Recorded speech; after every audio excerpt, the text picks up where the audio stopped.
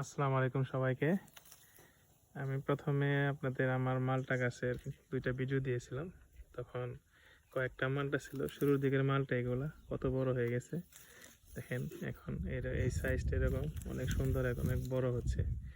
এদিকে তিনটা, এখানে আছে একটা, এদিকে আছে দুইটা, একটা আরেকটা এইদিকে হচ্ছে, এইদিকে এটা নতুন আসতেছে ছোট আকারে, একসাথে তিনটা, এখানে একটা। কত ছোট একটা গাছ, অনেকগুলো মালটা। দেখেন আমার ইন্দোনেশিয়ান মরিচ, দেখেন কতগুলো মরিচ আছে। এটা হচ্ছে ইন্দোনেশিয়ান প্রজাতির মরিচ।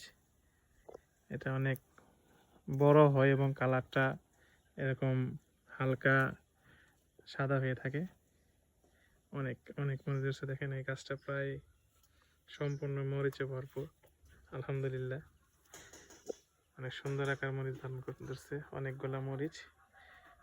আর একটা আছে হলো আপনার এই পাশে, দেখেন এগুলো সবই হচ্ছে মরিচ। আর একটা হচ্ছে এই প্রজাতির মরিচ, এটা সবাই আপনারা চিনেন, এটা সূর্যমুখী। এটার আকাশের দিকে এগুলা হয়ে থাকে।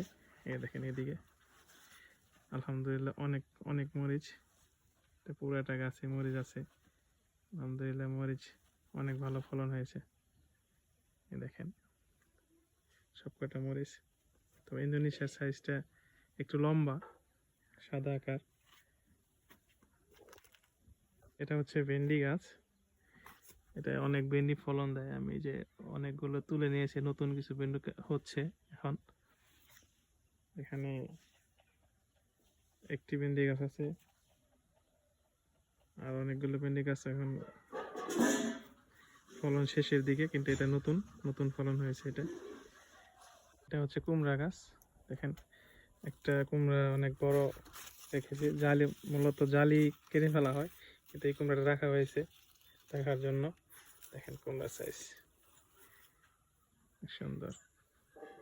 বেগুন, লম্বা বেগুন এবং কি গোল বেগুনের প্রজাতি আছে আমার ছাদ বাগানে, তাই আমি আপনাদেরকে প্রথম দিকে দেখাইছিলাম। অনেক বেগুন ধরেছিল, এখন প্রায় একটু কমে গেছে। দেখুন এটা অনেক লম্বা হয়েছে বেগুন। এদিকে আরো আছে, আছে নতুন ধরতেছে। আছে হলুদ গাছ, হলুদ গাছও করা হয়েছে বেগুন। আমার ছাদ বাগানে হলুদ গাছও আছে। এখানে পাশে বেগুন গাছ আছে। আদা, এটা দেশি আদার প্রজাতি।